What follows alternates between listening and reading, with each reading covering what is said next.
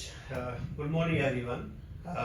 It's actually a great honor to present our work at ICCCBE 2026.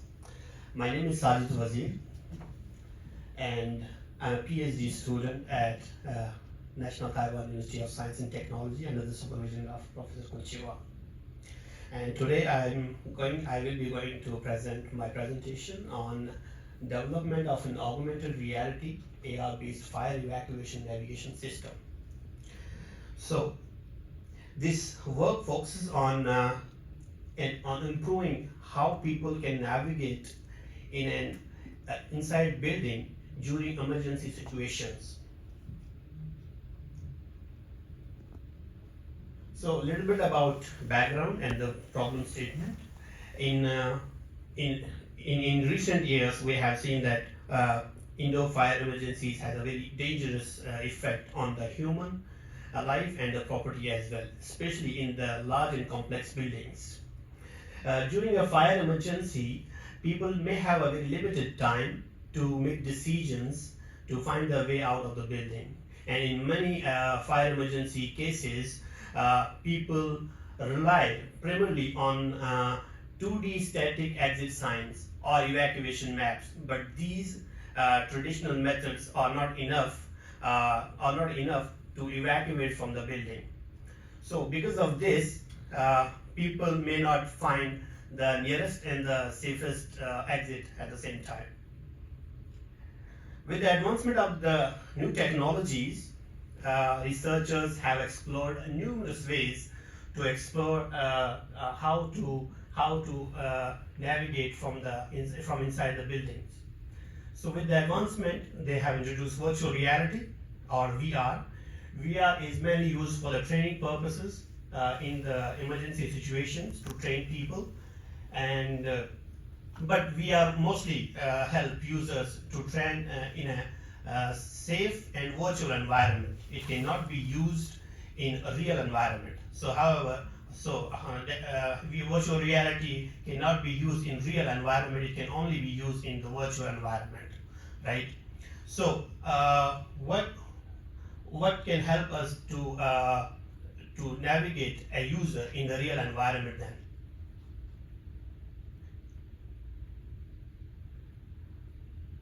AR. Why we use AR for the evacuation system? Because AR is a very useful application. AR is a very useful tool for the users to have the navigation in the real environment, because it shows the digital information in the real environment with the BIM data as well.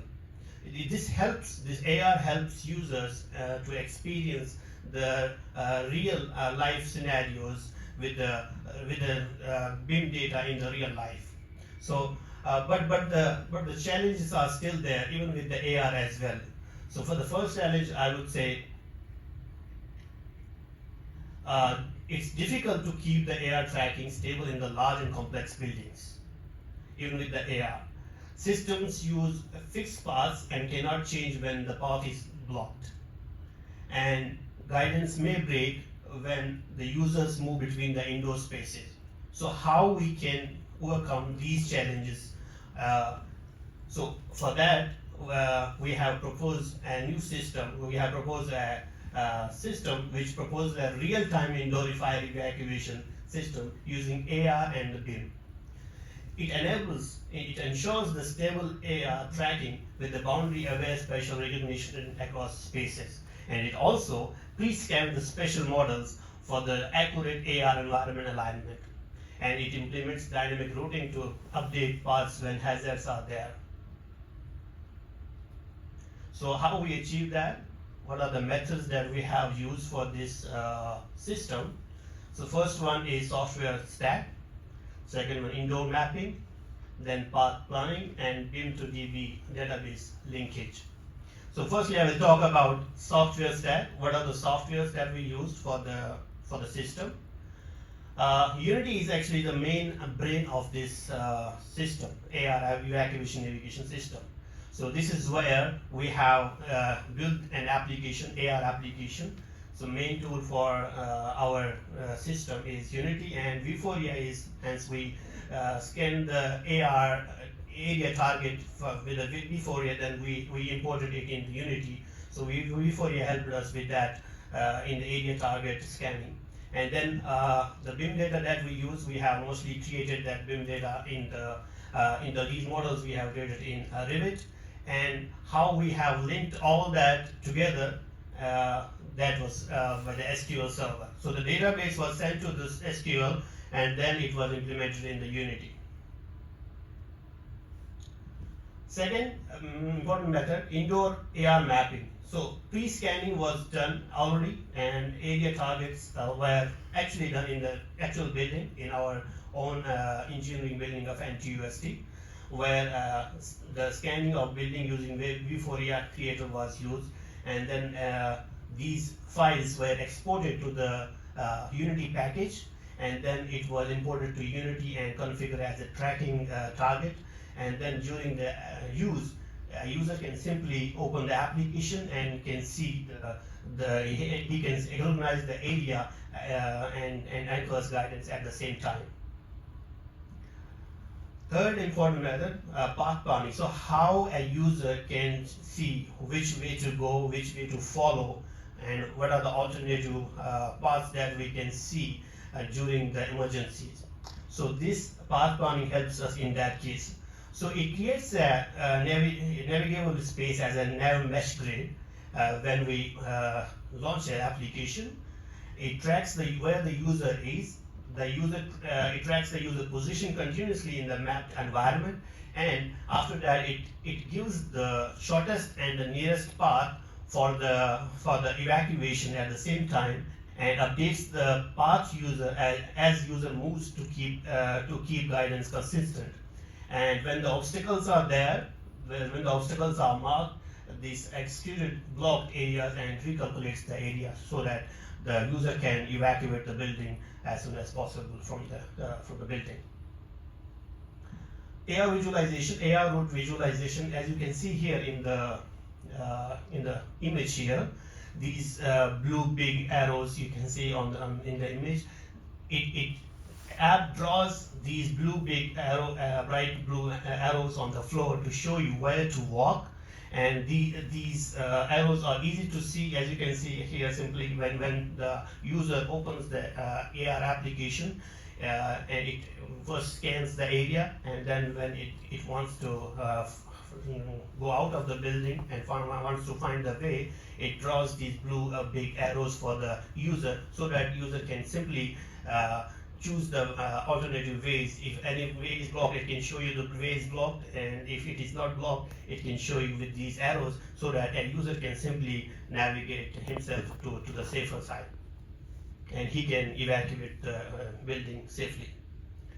So the BIM data that we had discussed, BIM and database, how they are linked. We have created these models in the Revit, and these instructions and locations of the fire safety equipment were then stored in an SQL database, and Unity retrieves these information through the C# coding. So we have used Visual Studio for that to integrate AR UI panels, and so occupants can quickly access safety guidance when needed.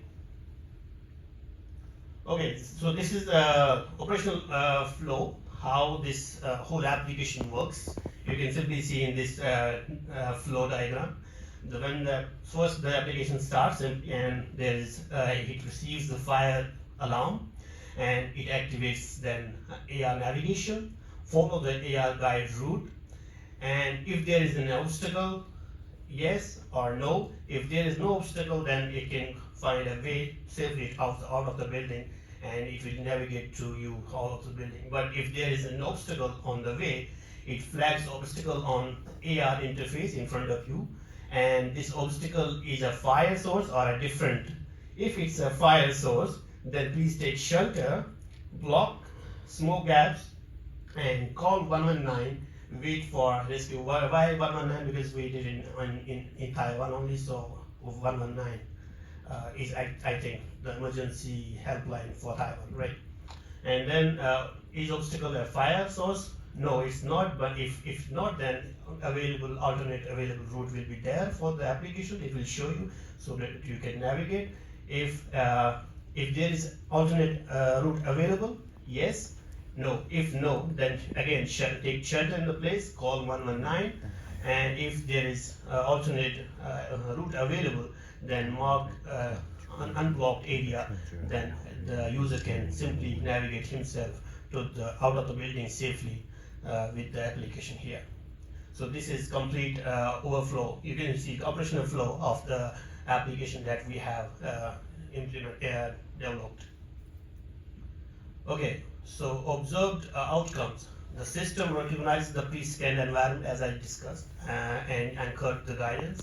Users receive the continuous shortest path guidance to exit the building, and rerouting triggered correctly after marking the obstacles. If there are obstacles, it triggers that there is obstacle, and ARQs improved clarity versus map interpretation and demonstrated practical potential for navigation support as well. So there are still few limitations and practical considerations that maybe we look in future. The limitations that we found that indoor AR accuracy depends on lighting and scan quality. So if there is dim light, not as bright as it should be for the application, so it sometimes gives us a limitation to navigate and in that time, because it's too smoky and it's not visible, there is less light. So that's actually a limitation that maybe we will consider that in future. And the second one is very large scan area can increase drift zoning is preferred. So we actually didn't scan the whole area. We didn't pre-scan whole area in the same time. We scanned like zones by zones, the small areas, so that we achieved it correctly. Crowd smoke, as I discussed, condition can affect camera-based tracking. Rerouting depends on reliable obstacle marking and navigation mesh. And future consideration, as I said, deployments should integrate sensing and backup localization.